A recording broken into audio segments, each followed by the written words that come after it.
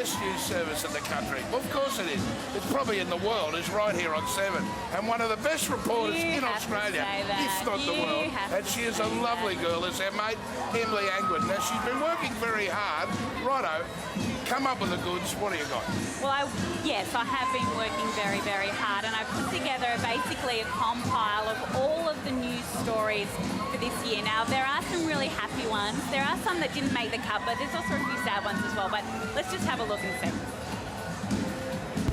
It was a year in which weather dominated the headlines. In early January, a towering inferno brought heartache to Tasmania's southeast. Almost 200 homes burned to the ground as firefighters battled the blaze for 4 days. I'm really sorry, Luke, but I couldn't get down the hill to it, mate. The angry summer continued and Victoria's southwest found itself directly in the line of fire. In October, a state of emergency was declared in New South Wales as 63 fires burned. Time to go. Forget it, bro. The Philippines was confronted with a catastrophe of another kind, the country's second deadliest typhoon on record. Haiyan claimed at least 4,000 lives and around 11 million people were impacted. Get international help to come here now, not tomorrow, now. This is really, really like bad, worse than hell. In September, a 4-day siege involving a Somali Islamist group left 67 people dead at a shopping centre in Nairobi, Kenya.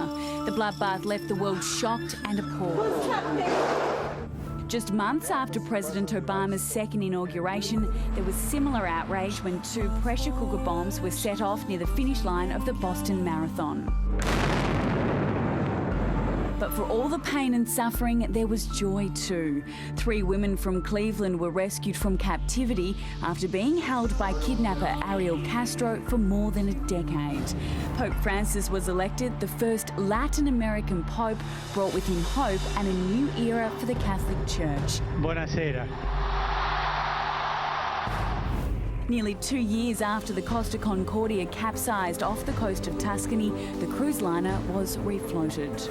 In Australia, the political landscape was turning farcical. Lingering tensions came to a head when Prime Minister Julia Gillard called a ballot for the Labor leadership. Kevin Rudd, 57 votes.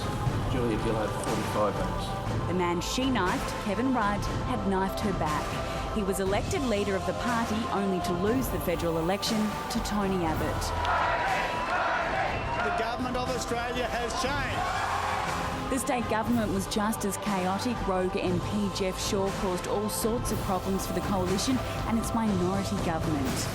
The freak accident on Swanston Street was a tragedy no one could easily forget. A brick wall came crashing down in strong winds, killing 3 people, including a much-loved brother and sister. A year on from Dilma's murder, her death was still in the forefront of everyone's minds. Thousands marched down Sydney Road to honour her memory. Overseas, Australian entertainer Rolf Harris faced child sex charges. And the world mourned but also celebrated the life of Nelson Mandela, the South African anti-apartheid, revolutionary president and human rights icon. Never and never again shall it be that this beautiful land will again experience the oppression of one by another. And of course, who could forget the birth of Prince George? It's got her look, thankfully. The baby boy of the Duke and Duchess of Cambridge, who had the eyes of the world upon him.